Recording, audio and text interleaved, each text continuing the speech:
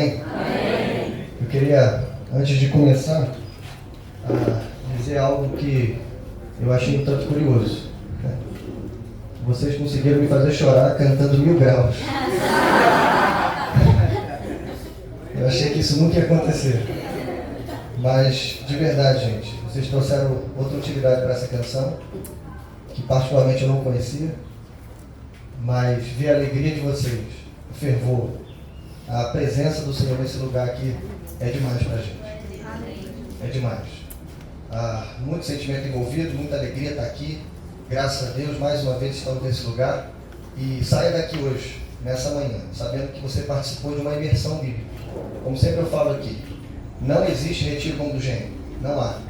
Eu sou o maior marqueteiro desse encontro. Mas de fato, pessoal, não existe. Nem as nossas igrejas conseguem fazer um retiro assim. A verdade é essa. Não conseguem. Eu não me refiro só às pregações.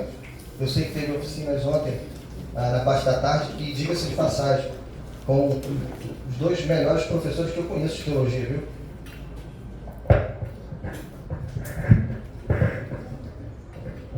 Obrigado. Com os dois melhores professores de teologia que eu conheço, Mateus, Leôncio, mas as oficinas também, as pequenas oficinas. Eu sei que tem aspirante aqui que só não tem mais conhecimento teológico do que a gente por falta de tempo. Mas assim que sair da escola e se formar com louvor, amém? Amém. Vai ser um Leôncio aí, um mestre em teologia. Eu tiro dúvida com ele, para você ter ideia. Então, irmãos, eu agradeço a Deus por esse espaço. Graças a Deus. É uma honra estar aqui falando para vocês nessa manhã. A minha esperança é que eu não esteja falando aqui sozinho.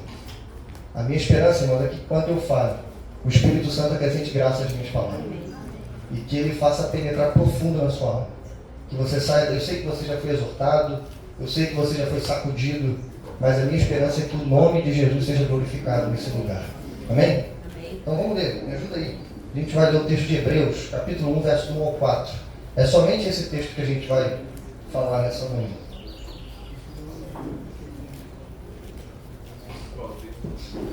A Epístola aos Hebreus, capítulo 1, versículo do 1 ao 4. Minha versão é NVI, mas vai dar tudo certo. Diz assim o texto: há muito tempo, Deus falou muitas vezes e de várias maneiras aos nossos antepassados por meio dos profetas. Mas nestes últimos dias, falou-nos por meio do Filho, a quem constituiu o herdeiro de todas as coisas, e por meio de quem fez o universo. O Filho é o resplendor da glória de Deus, a expressão exata do seu ser, sustentando todas as coisas por sua palavra poderosa. E depois de ter realizado a purificação dos pecados, ele se assentou-se à direita da majestade nas alturas, tornando-se tão superior aos anjos, quanto o nome que herdou é superior ao deles. Amém? Deixa essa Bíblia aberta, porque nós vamos usá-la. Bom, o tema que a gente vai pensar nessa manhã, seguindo aí toda a ordem do nosso retiro, seguindo toda a nossa expectativa, se chama Quem é Jesus? Eu sei que na sua caminhada cristã, com certeza você já se deparou com essa pergunta. Mas eu não sei se você já deu a devida atenção a essa pergunta. Vou repetir, quem é Jesus? Eu não sei se você sabe, mas essa pergunta é uma daquelas perguntas que são cruciais para a nossa vida. É o que a gente chama de pergunta de vida ou morte. Porque essa pergunta, ela não impacta apenas o nosso presente.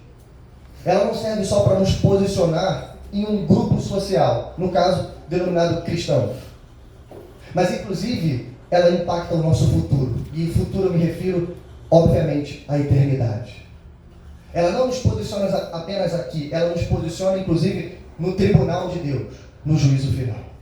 A gente sabe que vai ter um tribunal.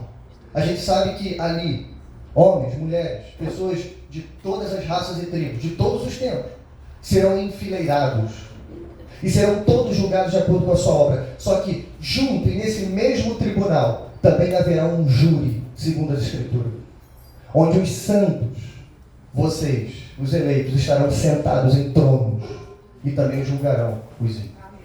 Amém? Bom, então essa é uma dessas perguntas.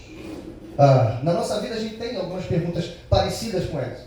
Perguntas que são perguntas de vida ou morte. Perguntas cruciais. Por exemplo, A filosofia tem uma pergunta. Eles geralmente perguntam assim: existe um sentido objetivo para a vida? A pergunta não é se a vida faz sentido, é se existe um sentido objetivo para ela.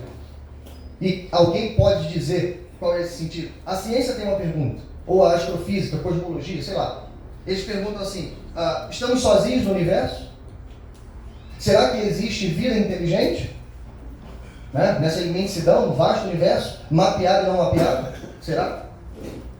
Mas a psicologia tem uma pergunta importante: quem é você? Entende o que essas perguntas têm em comum? Elas são perguntas de vida ou morte. Elas te posicionam aqui e além. Elas mudam o teu presente e o teu futuro. E você precisa dar atenção a elas. Só que, se a gente colocar ao lado, eu só citei 3, eu poderia continuar aqui. Cada ciência, cada estudo, cada pensador que já passou pelo mundo tem uma pergunta importante como essa. Mas, comparado a essas perguntas, a pergunta quem é Jesus é o cume do monte das perguntas. Porque, de novo, ela te posicionar aqui e na eternidade. Então, sim, eu vim falar de quem é Jesus para cristãos. Porque talvez essa seja a maior necessidade da igreja cristã. E não fui eu que disse isso. Teólogos do passado, desde o século XX, pelo menos, já estão dizendo isso há muito tempo. Tem muita gente confessando Cristo, cantando Cristo, pregando Cristo, mas que não conhece a glória do Cristo ressurreto e exaltado. Bem como a gente leu nessa carta. Bom, então eu acredito, irmãos, que responder corretamente quem é Jesus muda tudo na nossa vida. E é por isso que a carta aos Hebreus foi escrita, inclusive. A gente sabe que essa carta, ela não tem autor, ela não tem destinatário, mas ela foi escrita por um grupo de comunidade, ou melhor, por algumas comunidades, para algumas comunidades cristãs, que são a segunda geração dos cristãos. Eles não viram Jesus, eles não ouviram a mensagem da boca de Jesus, são muito parecidos conosco. Por quê? Eles ouviram Jesus ser pregado por outros, mas da mesma forma se converteram. No capítulo 10 vai ser dito algo sobre a vida dessas pessoas. E veja, eles não passariam perseguição, eles tinham passado por perseguição. A perseguição era uma realidade na vida deles. Alguns foram presos, outros foram tirados de suas casas, outros tiveram seus bens apreendidos. Essa é a realidade do crente que está recebendo essa carta, a carta aos Hebreus. E o que aconteceu com eles? Muitos perseveraram, mas infelizmente eles estavam sendo cooptados para desistir. Especialmente aqui, voltar ao judaísmo, voltar às antigas práticas judaicas, porque esse negócio de ser cristão não estava valendo muito a pena. Mais ainda, eles estavam estagnados espiritualmente, ao ponto do autor dizer, se não me engano, no capítulo 5, falando: olha, a essa altura era para vocês serem mestres, mas infelizmente são crianças espirituais. Então essa é a realidade da vida daquelas pessoas. Por isso, o autor vai gastar tempo nessa carta, apenas dizendo quem é Jesus. A palavra mais repetida no texto aos Hebreus é a palavra superior. E perceba que é um argumento único, porque ele vai passar a carta inteira dizendo: ei, Jesus é superior aos anjos, ele é superior a Moisés, ele é superior a Josué, ele é superior a Arão, ele é superior ao sacerdote levítico, ele é superior ao sistema de sacrifícios do Antigo Testamento, ele é superior ao tabernáculo. Jesus é superior, ele é supremo, não há ninguém como ele, Deus de Deus, luz de luz, o nosso Senhor. Esse é o argumento da carta aos Hebreus. Bom, e eu quero seguir com você nesses 4 versos, respondendo essa pergunta gloriosa: quem é Jesus? Por favor, me acompanhe. A gente vai começar a partir do verso de número 1, 3 respostas. A primeira: quem é Jesus? Jesus é a maior revelação de Deus. É isso que a carta abre falando. Mas antes da gente olhar o texto, deixe-me olhar o texto tecnicamente, para você entender ele melhor. A gente está aqui na carta aos Hebreus, é um dos melhores gregos do Novo Testamento. Por isso a dificuldade de saber quem escreveu. Alguns vão dizer que foi Paulo usando o secretário, outros vão dizer que foi Apolo, outros vão dizer que Clemente de Roma. Enfim, as hipóteses são muitas. E de todo o grego rebuscado da carta aos Hebreus, os 4 versos que a gente leu é um grego totalmente diferente. Algo belo, se é que eu posso dizer assim. Ele beira uma poesia hebraica escrita em grego. É isso que parece. Porque esse texto que a gente leu, ele foi escrito em pares. Por isso eu preciso explicar para você primeiro a estrutura, para que depois a gente olhe o texto. Por exemplo, Deus falou através dos profetas e depois pelo Filho, está emparelhado com o Filho ao resplendor da glória, a expressão exata do ser. Então, a gente vai juntar essas partes, entende? É isso que a gente vai fazer. Segundo, por meio de quem fez o universo, está conectado àquele que sustenta todas as coisas pela sua palavra poderosa. E por último, aquele que é o herdeiro de todas as coisas está conectado ao nome que herdou, é superior ao deles. Entende isso? Então o seu texto é uma espécie de poesia hebraica escrita em grego. É um texto maravilhoso, belíssimo. Não podia ser menor do que isso. Porque ele está exaltando Cristo Jesus acima de todos. Amém? Bom, mas então, quem é Jesus? Jesus é a maior revelação de Deus. Verso 1 diz de novo: há muito tempo, Deus falou muitas vezes, de várias maneiras, aos nossos antepassados, por meio dos profetas. A primeira informação que a gente tem aqui é essa informação gloriosa: Deus falou.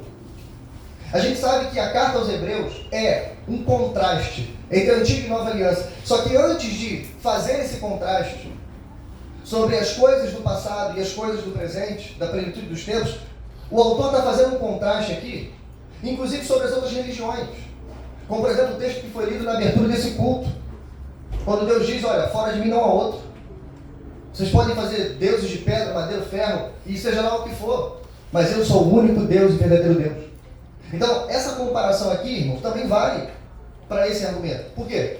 Porque a fé cristã, ela não tem paralelo em nenhuma outra religião, em nenhuma outra seita, em nenhuma outra crença, filosofia, chama o que você quiser. Por quê? Porque em todas as outras, teve um homem para poder discernir tudo para a gente.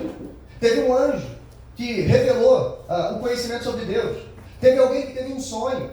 E por aí vai. Um grupo que se juntou e pensou: a fé cristã, o conhecimento que nós temos sobre Deus, não partiu da imaginação de algum homem. Foi o próprio Deus que se revelou até nós. Isso, irmãos, é a primeira informação impactante para a gente nessa manhã. Esse é o primeiro motivo do nosso louvor nessa manhã. Por quê? Tudo o que sabemos sobre Deus recai e depende unicamente dele. É ele que disse, lá, Gênesis capítulo 1, verso 1, lembra? No princípio, Deus. E então está lá: e disse Deus, haja luz. E assim por diante. Tudo o que sabemos de Deus vem dele mesmo. Em primeiro lugar, nosso Deus é um Deus que se revela. Então, como é que ele se revelou? O texto diz de Hebreus: ele se revelou por meio dos profetas, lá no passado. E como é que ele falou por meio desses profetas? O texto diz: muitas vezes e de muitas maneiras. Irmãos, isso aqui já é uma informação maravilhosa para a gente. Por quê? Esse Deus, que é Criador de tudo, Senhor de tudo, ele falou sobre si mesmo, ele se revelou. Quando? Quantas vezes? Muitas vezes. Incansáveis vezes. Aqui você pode pensar agora com a sua mente evangélica, sua memória bíblica. Por favor, coloque aí dentro dessa informação todas as vezes que Deus quis ajuntar os seus filhos, todas as vezes que ele exortou o seu próprio povo, todas as vezes que ele enviou um profeta antes do cativeiro, para dizer para eles assim: olha, se vocês não se arrependerem, vai vir uma nação pior do que vocês e vai levar vocês lá para dentro. Mas esse também é o mesmo Deus que falou dentro do cativeiro. Ezequiel estava vivendo dentro do cativeiro e ele viu a glória de Cristo no céu da Babilônia. Entende?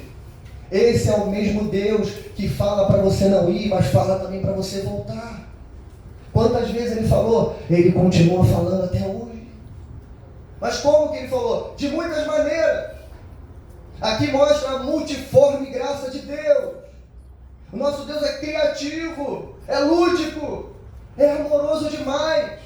Ele falou por sonhos, por visões, revelações, teofanias, sei lá, um monte de maneiras. Ele aparecia em forma de anjo, ele aparecia em forma de fogo, em redemoinho, brisa suave. Veja, irmãos, isso é amor. Deus falou. E é isso que o nosso texto abre dizendo para nós: Deus falou. E aqui começa então o contraste.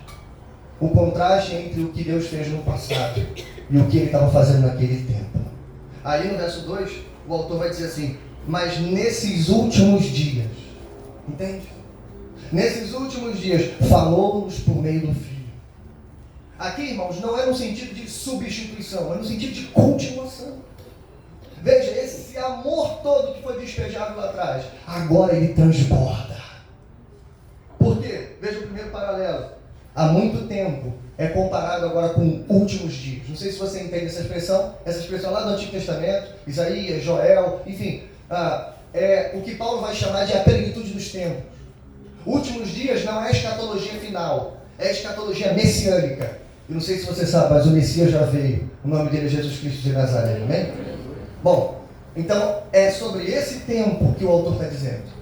Não desprezando toda a revelação anterior, mas dizendo, ei, tudo aquilo empurrou a gente para esse momento. Últimos dias. Segundo paralelo, veja, profetas no plural. Agora é comparado ao filho no singular. E veja, não é um filho, é o filho. Por quê? Ele é o único gerado, não criado. Ele não é filho adotivo, ele é filho da mesma essência do Pai. Ele é filho desde toda a eternidade. Mais ainda. Veja, nós tivemos muitas profecias, lembra? De várias maneiras. Mas agora, lembra que a gente vai combinar? Ele é o resplendor da glória de Deus e a expressão exata do ser. Por que toda a profecia do Antigo Testamento não pode ser comparada com a revelação final de Deus em Cristo? Por quê? Porque ele é o resplendor da glória e a expressão exata do ser de Deus. Mas o que significa isso, pastor? Deixa eu me explicar para você rapidinho. A palavrinha grega para resplendor da glória, é a palavrinha que significa brilho a partir de. Ou seja, você não pode entender isso aqui como reflexo, como refletir a glória. Por exemplo, nós, os seres humanos, você reflete, você é a imagem da glória de Deus. A tua obrigação é refletir a glória. Só que alguém que reflete precisa receber glória para que então devolva a glória. Essa palavrinha grega não é isso que significa. Ela significa que existe uma glória emanando da própria fonte. Ou seja, ele não é apenas um canhão de luz, ele é a fonte de luz. Entende? É esse o nosso Cristo, esse é o nosso Senhor. Mas segundo, ele é a expressão exata do ser de Deus. A palavrinha grega aqui, caráter, que significa, ou a gente pode encontrar a impressão numa moeda. Quando um rosto é impresso numa moeda, quando uma inscrição é impressa num selo. Ou seja, não se trata de uma cópia barata. Não se trata de um substituto imperfeito. Nós estamos falando de Deus, luz de luz. O nosso Senhor. Ele que é o Deus Filho. O nosso Salvador. Esse é o nosso Cristo. Não foi exatamente isso que o autor de João escreveu? João capítulo 1, verso 14. Veja. Aquele que é a palavra tornou-se carne e viveu entre nós. Vimos a sua glória. Glória como do unigênito vindo do Pai. Cheio de graça e de verdade. Veja, irmão. Não é glória subsidiada. Não é reflexo da majestade. Vimos a sua glória. E então ele diz no verso 18: ninguém jamais viu a Deus. Por um motivo muito simples, porque isso é impossível. Mas o Deus unigênito que está junto do Pai o tornou conhecido. Em grego aqui ele está dizendo mais ou menos assim, ele foi a exegese perfeita do Pai. É isso. Jesus, irmãos, ele deu cor, ele deu sabor, ele deu voz, ele deu rosto, ele deu nome visível para o Deus invisível. Foi isso que ele fez. Ele veio ao mundo com uma missão muito clara. E a missão era pregar as boas novas. Anunciar esse evangelho do reino. Essa mensagem poderosa. Trazer e não apenas lembrar a palavra que já tinha sido dita por meio dos profetas, mas interpretar, aplicar nos corações e dizer, ei, o reino chegou. E o reino chegou não porque o mensageiro chegou, mas porque o próprio mensageiro, nesse caso, é o próprio Rei dos Reis. O reino chegou porque o Rei está aqui entre vocês. Essa é a mensagem. Foi isso que o nosso Cristo fez. Bom, o grande comentarista bíblico, Warren Wiersbe, tem uma frase perfeita para esse momento. Ele disse assim: Cristo é para o Pai o que os raios de sol são para o sol. E que bom que está fazendo um sol nessa manhã. Né? Vocês conseguiram espantar o frio aqui, graças a Deus, está muito bom o clima, mas eu tenho certeza que você já experimentou olhar para o sol, né? Eu até não recomendo fazer isso, você com certeza vai ter algum problema se você ficar encarando o sol. Agora, uma coisa que a gente não pensa é que a gente não consegue sentir o sol, mas a gente pode sentir os raios de sol tocando a nossa pele, nosso corpo, entende? Só que veja, os raios de sol emanam do próprio sol. Ou seja, não é outra substância. A gente não está falando de outra coisa, a gente está falando do sol. Então, por isso, a minha primeira aplicação para essa manhã, entenda isso aqui, é uma aplicação de louvor. Eu sei que você já louvou o Senhor, mas como o louvor é muito amplo, então pense nisso. Você já louvou essa manhã, porque por causa de Jesus, a gente conheceu o sol. Eu não estou falando do sol, o astro que está lá em cima, eu estou falando do sol da justiça. Senhor dos senhores e Rei dos reis. Foi por causa da humilhação dele, da encarnação dele, que a gente recebeu esses raios de sol. E agora a gente pode dizer, eu conheço o Senhor. Entende isso? Irmãos, há um texto na Bíblia que me deixa sempre apavorado. É Êxodo capítulo 33, verso de número 3. Esse verso é um verso que deveria deixar você apavorado. Eu vou explicar por quê. Aqui a gente está logo depois do pecado terrível do povo de idolatria, né? Do bezerro de ouro. Deus já castigou o povo, já puniu metade daquelas pessoas, e agora Deus vai dar, na minha opinião, a pior e mais dura de todas as punições, graças a Ele mesmo que não se cumpriu. É de deixar a gente apavorado, porque Deus vai dizer assim, olha, para acabar, vão para a terra, onde manda leite e mel. Só tem um problema. Eu vou fazer o seguinte, eu vou deixar vocês chegarem lá. Eu vou mandar até um anjo para proteger vocês. Moisés vai continuar liderando.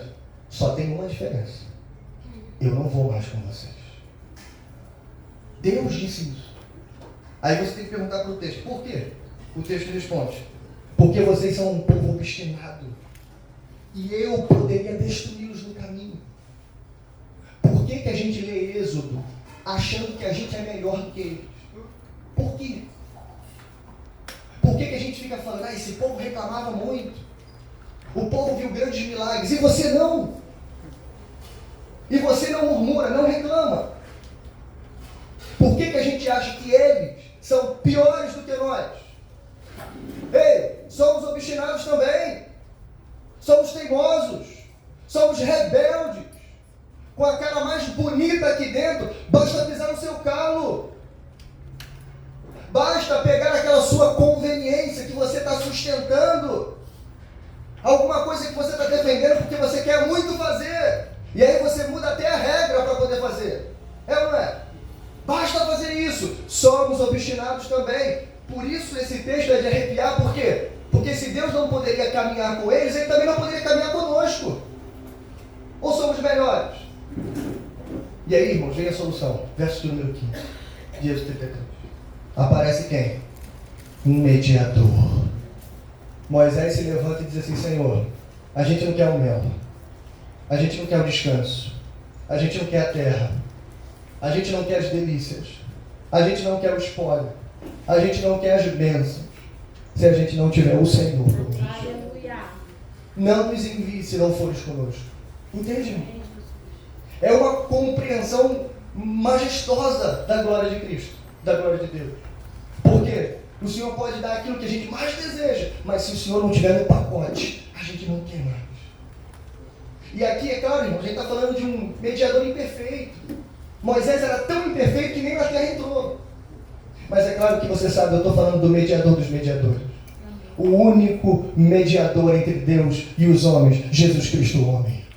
Por isso, de novo, você já louvou a esse Cristo, o nosso mediador perfeito? Porque sem Ele, irmãos, a gente não conheceria Deus. Sem Ele, a gente não saberia nada sobre Ele. Sem Ele, Deus não poderia habitar e caminhar conosco. Sem Ele, não haveria Emanuel, Deus conosco. Amém? Segunda aplicação para a sua vida. Você tem recebido doses de sol diárias? Ou tem sofrido com o raquitismo espiritual? Muito simples aqui a ideia. Seguindo ainda a ideia de Wisby, pense comigo. Uma das principais causas do raquitismo infantil, é a falta de vitamina D. E acho que todo mundo aqui sabe qual é a melhor forma de você consumir vitamina D, né? O pessoal aqui da minha lateral aqui já está recebendo vitamina D. Entende? É a melhor forma de consumir vitamina D. É a sua exposição diária a pequenas doses do sol. Trazendo isso para a fé cristã, irmãos, escute. Eu disse, esse tema é necessário porque nós temos igrejas muito cheias, como esse auditório aqui. mas infelizmente cheio de gente com raquitismo espiritual. Não produz nada, não gera nada, não frutifica nada, não serve nada, ainda fica com raiva quando coloca ele nos grupos. Entende? É gente raquítica espiritualmente. Eu não estou falando de gente que ainda não amadureceu, eu estou falando de raquitismo espiritual. É o quê? Sou cristão, cristão de IBGE, cristão nominal. Eu sou cristão, eu canto Cristo, eu falo de Cristo, mas eu não conheço Cristo. Tudo que eu conheço sobre Jesus é basicamente que ele morreu por mim e ressuscitou no terceiro dia. Somente isso. Não tem condições de contar uma história narrativa sobre Cristo. E se contar uma história, vai citar The Chosen. Nada contra, viu? Nada contra. Está lá no meu Instagram, lá, ó. Você só não pode assistir The Chosen se você não ler a Bíblia. Ok? Então pode assistir, não tem problema nenhum. Pode assistir novelas da Record, você pode assistir os filmes de antigamente, não tem problema. Você só precisa ler a sua Bíblia. Porque toda dramatização vai exagerar um pouco. Então tá lá, a memória bíblica, a mente evangélica funcionando. Eu me emociono com a dramatização, ok. Mas por quê? Porque aquilo é verdadeiro, aquilo está na minha Bíblia. Entende? O problema, irmãos, é que temos hoje cristãos que odeiam a Bíblia. Tem raiva da Bíblia. Por quê? Por qual outro motivo você deixa a sua Bíblia empoeirada em cima das tantas? Eu descobri esses dias que pior do que uma Bíblia empoeirada, suja, largada, sabe qual é? É a Bíblia nova com páginas coladas. Aí você fala assim, eu nem uso mais a Bíblia de papel, pastor, estou fora disso aí. Eu uso o aplicativo no celular. Ó, chique, né? Sabia que teu celular ele consegue gravar quantas vezes você abre um aplicativo? Sabia disso? Dá para ver. Depois dá uma olhada lá. Compara quantas vezes você abriu o aplicativo da sua Bíblia, a única Bíblia que você tem, com os outros aplicativos que você abre o tempo todo. Eu sei que a comparação é injusta, mas é para ser injusto mesmo. É para ver se isso mexe com você. E se você sai daqui se tornando um leitor da Bíblia. Conhecendo, não só de ouvir falar, mas de ver, de ler os textos sobre Jesus. Terceiro, você sabia que Deus se vê e se deleita na glória do Filho? Você sabia disso? Piper vai dizer no seu talvez mais belo livro, chamado Em Busca de Deus, um livro que você não poderia sair de casa sem ler. Ele vai dizer ali que Deus, o maior compromisso de Deus é com a sua própria glória. Que Deus busca a sua glória acima de todas as outras coisas. E aí vem um espertinho dizer assim, então isso é vaidade de Deus. Não, irmão, isso não é vaidade. Deus seria injusto e até idólatra se ele buscasse qualquer outra coisa no universo que não tivesse o mesmo peso, o mesmo valor da sua glória, que tem peso e valores infinitos. Entende? E veja, Jesus, eu disse, é da mesma fonte do Pai. A glória de Deus é vista na face de Cristo. Piper vai dizer, Deus ama ver a sua glória na face do seu Filho. Ao ponto de lá em Mateus capítulo 3, verso 17, Deus dizer lá dos céus, esse é meu Filho amado, em quem me comprazo. E sabe qual é a pergunta que a gente tem que fazer aqui? Por que Deus ama tanto a glória dele mesmo na face do Filho? E a gente dá pouco valor para isso. Por que Deus, o próprio Deus, busca a sua própria glória em Cristo? E a gente simplesmente não está preocupado com isso. A gente está preocupado com muitas coisas. A gente está buscando muitas coisas.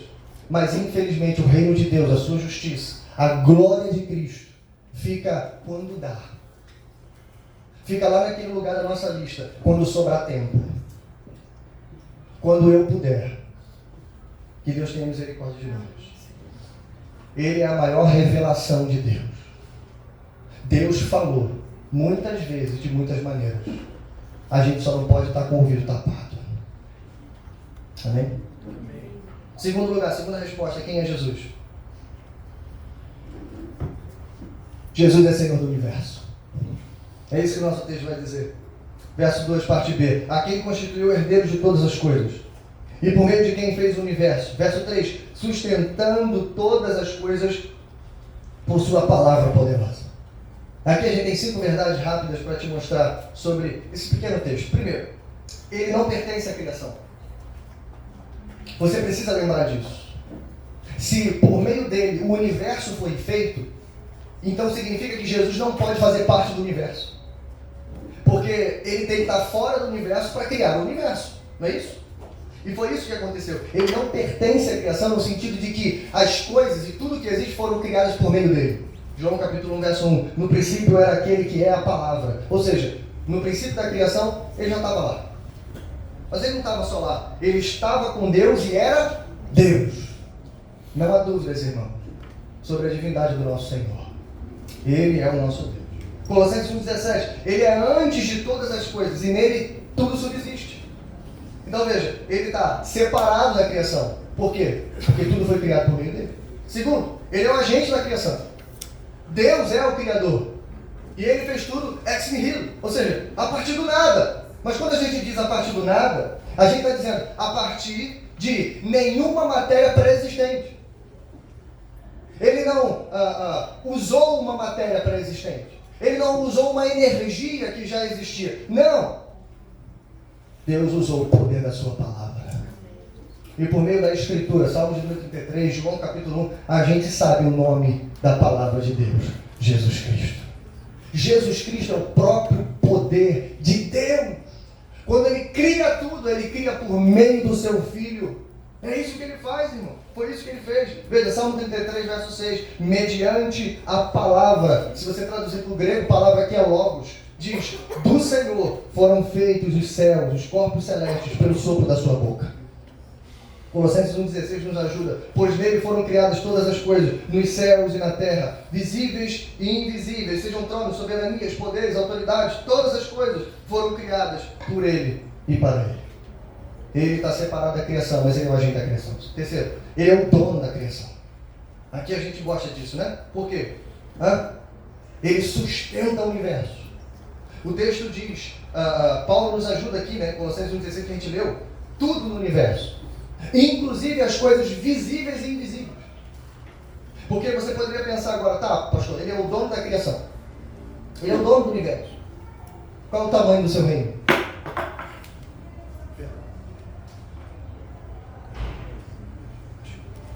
Qual o tamanho do seu reino? Quais são os limites das suas fronteiras? Onde ele reina? Cadê? Onde? Que parte? Todo o universo. E as coisas visíveis e invisíveis a gente pode incluir todos os universos também. A gente poderia pensar aqui, por exemplo, no universo mapeado e não mapeado. O universo quântico, as leis da física, as leis da moral, o mundo subaquático, sei lá, tudo que você pudesse pensar agora, e principalmente todo o mundo espiritual. Tudo que você vê, e inclusive aquilo que você nunca conseguiu olhar, é tudo criação dele. E porque ele fez tudo, ele é dono de tudo. É simples assim. Calvino, nas Institutas, tem uma frase cirúrgica para isso. Ele diz assim: onde quer que lance os olhos, não há ponto no universo onde não se possa discernir algum brilho de sua glória. Não há. Todo o universo é dele. Mas quarto lugar, ele é o herdeiro da criação. Perceba que é uma conclusão lógica. Porque se ele criou tudo, ele é o dono de tudo. Mas se ele é o dono de tudo, ele também é o herdeiro de tudo. E Jesus é o herdeiro de tudo por alguns motivos. Eu já falei para você, ele não é filho adotivo como nós somos. A gente não tinha direito à herança legalmente. Nós temos direito à herança por causa do Filho. Porque estamos ligados ao Filho. Porque agora, por meio de Jesus, nos tornamos filhos adotivos. Mas o Filho, irmãos, tem direito à herança. A herança legítima do Pai. Por isso que a Bíblia nos chama de co-herdeiros com Cristo. Porque você não teria direito a nada. Você só herda alguma coisa por causa de Cristo. Entende? Mas ele não, irmãos. Ele é o herdeiro de tudo. E ele é o herdeiro de tudo porque ele é filho. Ele é o herdeiro de tudo porque ele criou tudo. Mas ele é o herdeiro de tudo. O nosso texto vai dizer isso. Porque todas as coisas também foram criadas para ele. Não sei se você sabe isso.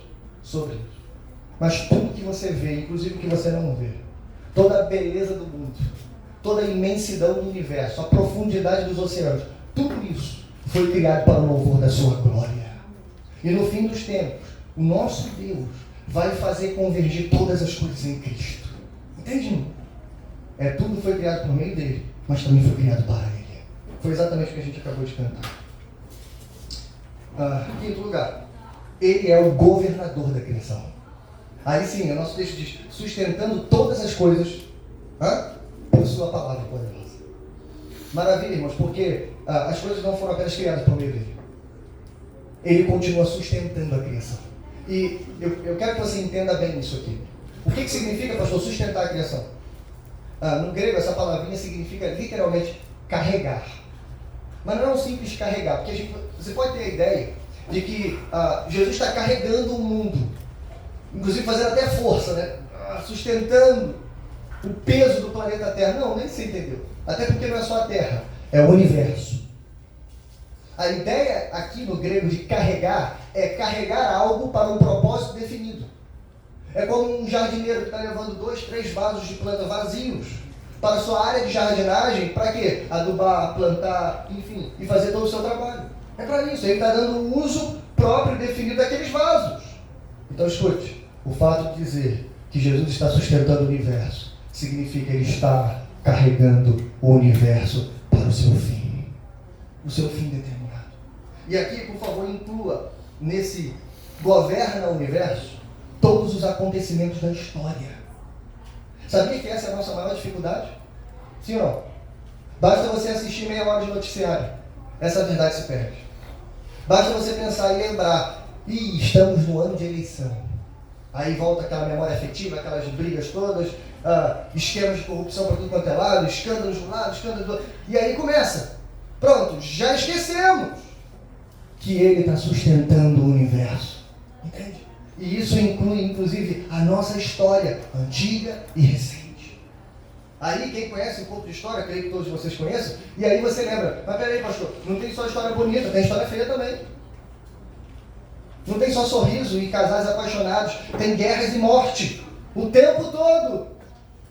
Tem vilões, tem heróis, tem coisa feia. Tudo isso, Deus vai fazer convergir em Cristo. Ele está caminhando e carregando todas essas coisas para o fim determinado. Entende? Esse é o nosso Senhor. Mas ainda, deixe-me ajudar você a entender como é que Cristo está sustentando o universo. O tamanho do seu poder, o tamanho do seu domínio. Então eu trouxe aqui alguns números para você gravar, para você colocar debaixo do dedo. Primeiro, os números do seu próprio corpo. Não sei se você sabe, mas no seu corpo você tem 37 trilhões de células. Sabia disso? Conta aí. 37 trilhões de células. 86 bilhões de neurônios. Não é extraordinário? Você sabia que isso significa que o nosso cérebro tem um poder de armazenamento de 2,5 petabytes? Pesquisa aí o que é 1 petabyte. Você vai entender. Você enxerga todos os computadores da Terra com o seu cérebro, com as suas sinapses. É isso que aconteceria. Extraordinário, né? Salmo 139 diz, o Senhor te sonda e te conhece. Não é isso o teu Deus? Sim ou não? Mais ainda, vamos olhar para o céu. Eu gosto de contar estrelas, sabia? É muito legal. Porque quando a gente olha para esses números, embora a gente não consiga conceber os números, a gente olha para o tamanho e para a imensidão do nosso Deus. Não é legal? Pensa comigo. A nossa galáxia, Via Láctea, é considerada uma galáxia média. Sim ou não? A nossa galáxia não é gigante. Eu sei que estou falando para gente que estudou isso, né? Eu sou um leigo, viu? Eu só gosto de pesquisar. Então, por favor, entenda isso. A nossa galáxia é uma galáxia média. Sabe quantas estrelas tem na nossa galáxia? Aproximadamente 300 bilhões de estrelas na nossa galáxia. Aí você acha muito isso, né? O telescópio James Webb, foi lançado há poucos anos, ele atualizou a conta de galáxias no espaço profundo. E eu estou falando só do universo mapeado. Até porque, obviamente, existe muita coisa que não foi mapeada. Mas só do que foi mapeado, nós temos de 100 a 200 bilhões de galáxias. 300 bilhões de estrelas na nossa galáxia. 100 a 200 bilhões de galáxias. Se você considerar que lá tem o mesmo número de estrelas que aqui, eu não vou nem fazer essa conta. Entende isso? São mais ou menos 10 sextilhões de estrelas. É isso. Pensa um pouco. Ei, aí agora eu vou te dar o último número para você gravar essa manhã. Sabe qual? Salmo 147, verso 4. Ele conta as estrelas e chama cada uma delas pelo seu próprio nome. Pode dizer amém aí, crente? Hã? Então deixa eu repetir. Ele está sustentando o universo com o poder da sua palavra. Amém? Algumas verdades para você então a partir disso. Pastor, tudo bem. Ele é o herdeiro de tudo, ele é o Senhor de tudo, ele sustenta tudo. O que isso tem a ver comigo? Por favor, entenda isso. Você já percebeu que você está vivendo no universo de Deus? E não Deus no seu universo? Você já pensou sobre isso? Que você é um convidado aqui? Que você é um passageiro nesse mundo? Que você pegou o bonde andando? Que não foi você que criou as leis desse universo? Não foi você que criou as ideias centrais desse universo? Não é você que criou as constantes universais? Não é você que sustenta o universo? Mas infelizmente, irmãos, a gente vive como se fosse. Pelo menos o mundo lá fora. Eu quero acreditar que ninguém aqui pensa assim. Mas o mundo lá fora vive como se eles fossem senhores do universo. Como se eles sustentassem o universo. Como se eles criassem as leis, as coisas. E pior, como se fossem viver para sempre. Isso não é só arrogância, irmãos. Isso é idolatria. Mas nós precisamos lembrar, como se Deus estivesse dizendo para a gente: meu universo, minhas regras. Nós estamos no universo de Deus. O que isso implica, pastor? Eu vou aprofundar. Isso implica que toda a verdade é a verdade de Deus. Não foi você que ditou como as coisas seriam, como o mundo funcionaria. Nesse sentido, irmãos, escute isso, por favor. A gente não está brigando com a ciência. O cristão não é inimigo da ciência. Pelo contrário, a ciência é a nossa serva. A ciência vai nos servir no bom sentido. Por quê? Porque eles não vão inventar nada, eles vão descobrir. É como um mecânico que pegou um motor novo, mas ele não tem um manual. Ou ele não quis o manual, né? E aí ele falou assim: eu vou desmontar esse motor para eu entender como ele funciona. E então eu vou escrever como ele funciona. É isso que a ciência está fazendo. Eles estão desmontando o motor sem usar o manual e estão chegando às mesmas conclusões do manual do fabricante, do nosso Deus, da Bíblia Sagrada. Entende isso? É isso, irmão. Toda a verdade é a verdade de Deus. Então deixe que eles descubram a verdade. Por quê? Porque Jesus Cristo é o caminho, a verdade e a vida. Amém? Outra implicação para você: o juízo final e a renovação da terra então são reais. Não é isso? Queira você ou não, creia você ou não, creia o seu amigo ateu ou não, entenda ele ou não, queira aceitar ele ou não, se estamos no universo de Deus, de passagem, como quem caiu de paraquedas aqui, significa que Deus vai fazer tudo convergir em Cristo, mas não sem antes julgar vivos e mortos, cada um de acordo com as suas obras. Não é isso? Então, irmãos, é verdade. Tiago 5,8, o fim está próximo. O fim está próximo. Que Deus tenha misericórdia de nós. Segunda aplicação para você: quantas vezes você reconheceu Jesus como Senhor dos céus e não como Senhor da terra? Não é Ele o dono do universo? Não é Ele que está sustentando tudo? Quantas vezes você reconheceu Jesus como Senhor dos céus e não como Senhor da terra? Há um verso na Escritura, irmãos, que infelizmente ele foi muito mal compreendido ao longo da história. E ele é João 18,36, quando Jesus diz para Pilatos: o meu reino não é desse mundo. Infelizmente a gente tem a tendência de achar que Jesus está se referindo aqui, duas hipóteses mais ou menos, né? Ou ele está se referindo dizendo: olha só, meu reino é celestial e ele cuida dos assuntos celestiais, então deixa os governos terrenos cuidarem dos assuntos terrenos. Ou o meu reino é espiritual, então deixa os governos materiais cuidarem dos assuntos materiais. Não, você entendeu errado. Sim, Jesus está dizendo: olha, o meu reino é de outra realidade. Ele é de uma realidade espiritual. Mas espera aí, irmão. Quem disse que por ser invisível ele não é real? Você não vê o reino espiritual de Cristo. Você não vê a sua miríade de anjos. É invisível, mas é real. Ele mesmo disse: se eu desse ordem, todos eles me defenderiam. E o que Jesus está dizendo é: eles não entrarão em batalha agora, não é simplesmente porque não podem agir no campo material. É porque eu não quero. Porque ninguém toma a minha vida antes eu a dou. Não é isso? Então é assim que você tem que entender. Jesus é Senhor dos céus, mas Ele também é Senhor da terra. Então cada peripécia dos governos humanos, cada atrapalhada, cada tropeço, cada vergonha, cada linchamento público, cada rebelião, cada corrupção, tudo isso está no controle do nosso Senhor Jesus. Tudo isso. Eu sei que a gente liga a televisão e a gente vê um caos inicialmente. Como eu disse, a gente vê sangue jorrar da tela. A gente vê só confusão. Mas nós cremos que as mãos habilidosas que modelaram o universo perfeito também estão cuidando da nossa história, amém? Ele está cuidando de tudo. Alguém escreveu sobre John Wesley, grande fundador do metodismo, e ele disse o seguinte, essa pessoa, se não me engano foi o Warren Wiersbe também, ele disse assim, John Wesley lia o seu jornal para ver como Deus estava governando o seu mundo. É assim que a gente tem que ver. Cada verdade que a ciência descobrir, verdade de Deus. Cada notícia que aparecer no jornal, Deus está no controle. Amém? Mas terceiro e último lugar, para caminharmos por fim. A terceira verdade sobre quem é Jesus. Não poderia faltar, né? É essa verdade maravilhosa. Jesus é o Salvador do mundo. Veja isso, irmãos. Finalzinho do verso 3. Depois de ter feito a purificação dos pecados, Ele se assentou à direita da majestade das alturas. Amém? Só isso aqui, irmão, já faz o nosso coração aquecer. E veja que interessante. Eu disse para você que a gente tinha todo esse texto, todos os 4 versos, escritos em pares. Como se fosse um paralelismo hebraico, como se fosse uma poesia hebraica. Então note isso. A única parte que não está em par é esse verso que a gente leu.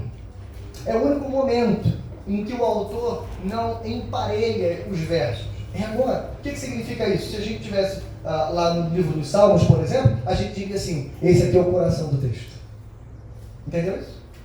Esse aqui é o coração do texto. E por que é o coração do texto? Porque esse aqui é o coração da nossa fé. É o centro da nossa realidade. É o axioma de todas as verdades. É a cruz de Cristo Jesus.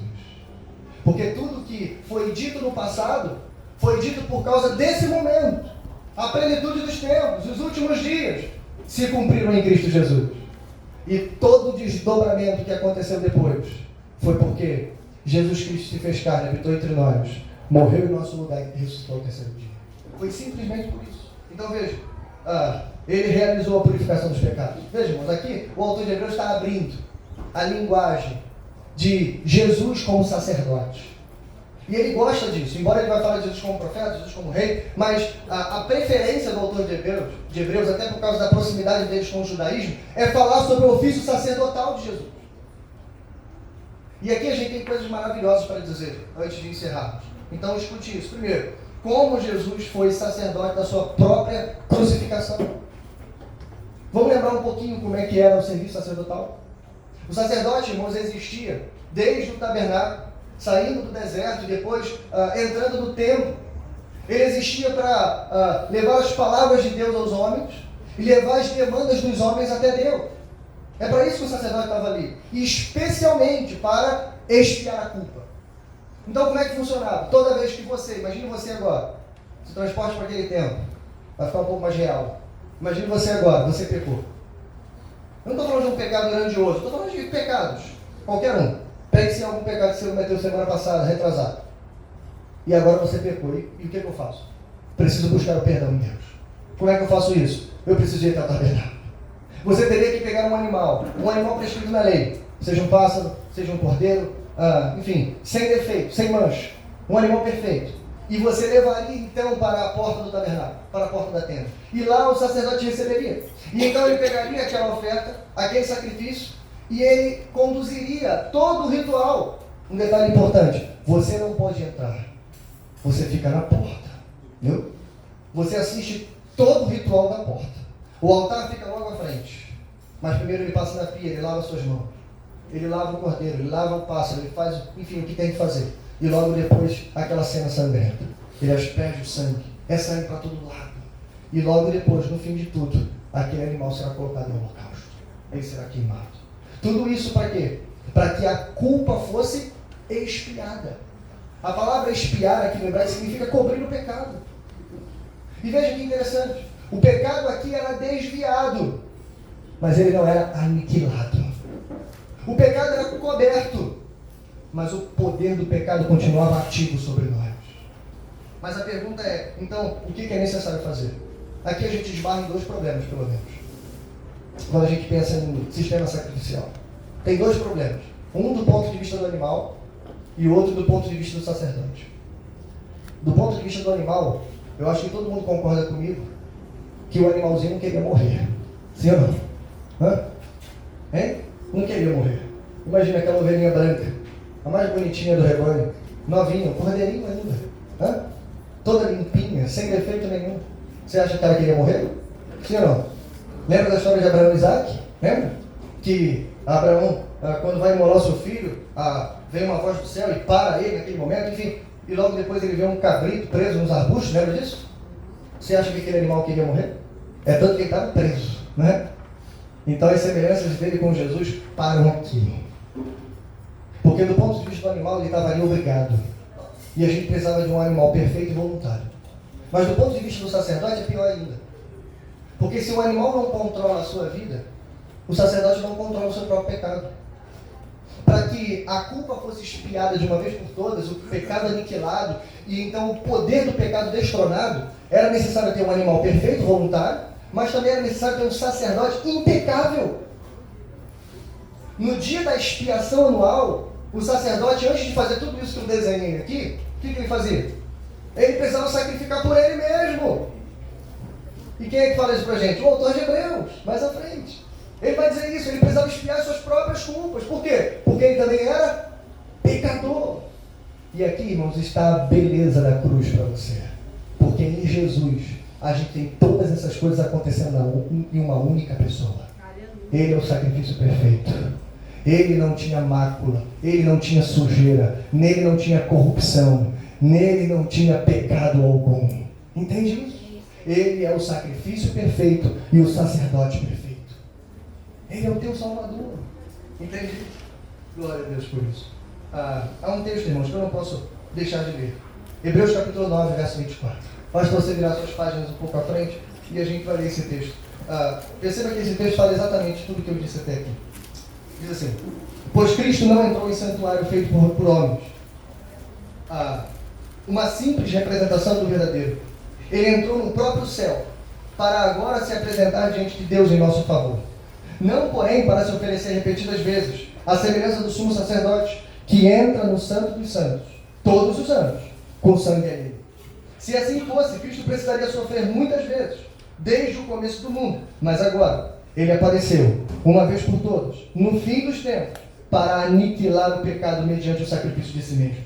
Da mesma forma, como o homem está destinado a morrer uma só vez, e depois disso enfrentar o juízo, assim, também Cristo foi oferecido em sacrifício uma única vez para tirar os pecados de muitos, e aparecerá a segunda vez, não para tirar o pecado, mas para trazer salvação aos que o aguardam.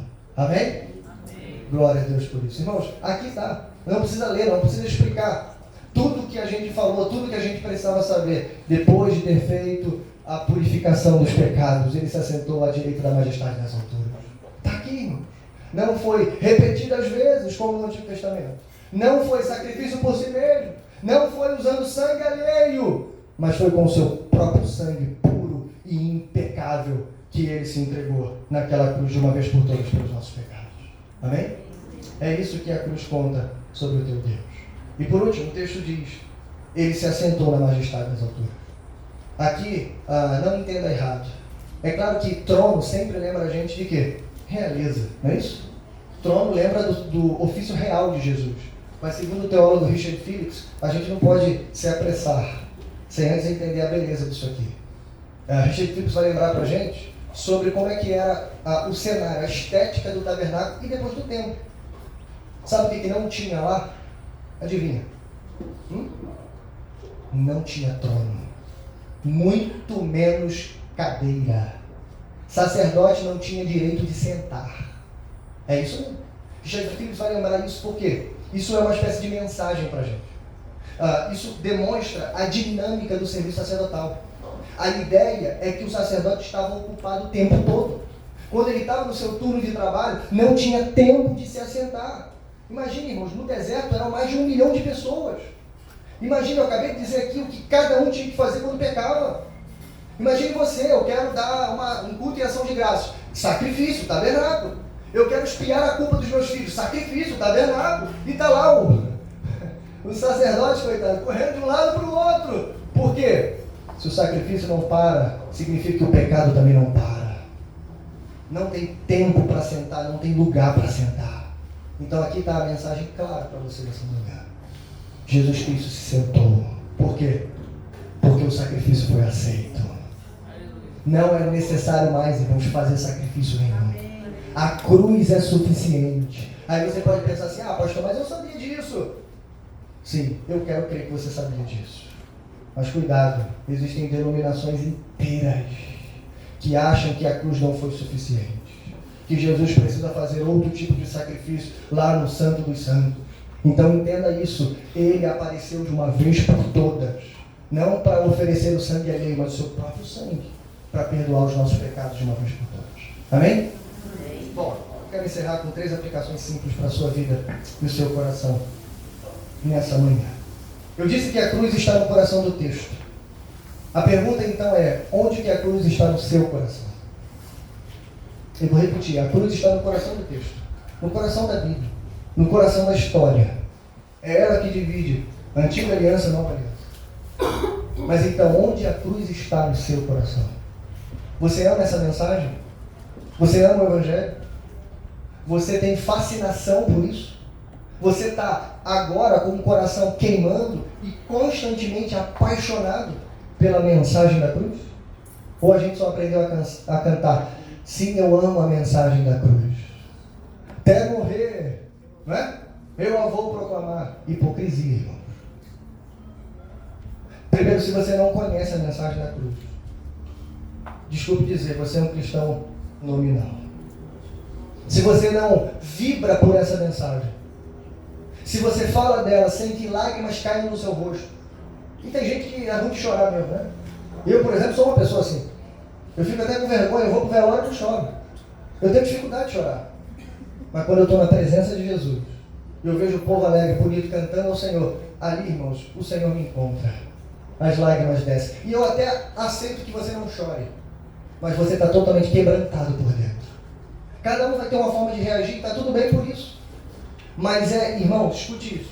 É importantíssimo que você investigue o seu coração. O teu coração vibra mais quando o pregador está falando de você. O teu coração vibra mais quando o pregador está falando do seu sucesso, das suas conquistas. Que esse ano vai ser um ano para arrebentar. Que você vai conquistar tudo que você botar a mão para fazer. Cuidado com isso. Eu não estou dizendo que não tem bênção, que não tem milagre. Mas lembra de Moisés? A gente não quer nada disso se o Senhor não estiver conosco. Então, irmãos, é para cantar assim, eu amo a mensagem da cruz.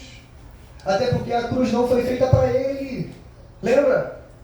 O seu ombro foi deslocado para caber na cruz. A cruz era de outro. A cruz era tua. Ele morreu pelos nossos pecados. Se não tivéssemos pecado, Cristo não teria morrido. Mas porque Ele morreu, Ele ressuscitou para a nossa justificação. Glória a Deus por isso. Segundo, você então pode louvar essa manhã? Lembra, a gente começou com louvor, a gente encerra com louvor. E entenda aqui uma coisa que eu vou te falar, por favor. Nem toda aplicação de pregação precisa ser algo pragmático para a sua vida. Eu explico isso. Eu sei que nesse momento a gente fica esperando 5 passos para a gente poder fazer alguma coisa, 3 passos para a gente poder executar isso. Ei, por favor, a Escritura não foi, Deus não nos deu a sua palavra. Deus não se revelou, muitas vezes, de muitas maneiras, para que você sempre saísse daquele ambiente com 3 passos para seguir.